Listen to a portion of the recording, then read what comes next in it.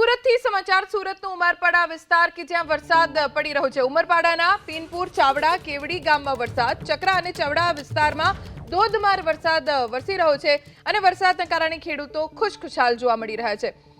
સુરત જિલ્લાનું ચેરાપુંજી તરીકે ઓળખાય છે ઉમરપાડા તાલુકો અને અહીંયા ખૂબ સારો વરસાદ વરસી રહ્યો છે। અમારા સંવાદદાતા ઇન્દ્રમલ શાહ પાસેથી જાણકારી પ્રાપ્ત કરીએ।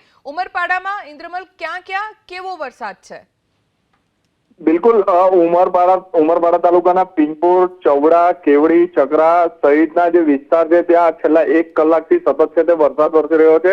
ઉમરપાડાને છે તે સુરત જિલ્લાનું ચેરાપુંજી તરીકે ગણાય છે।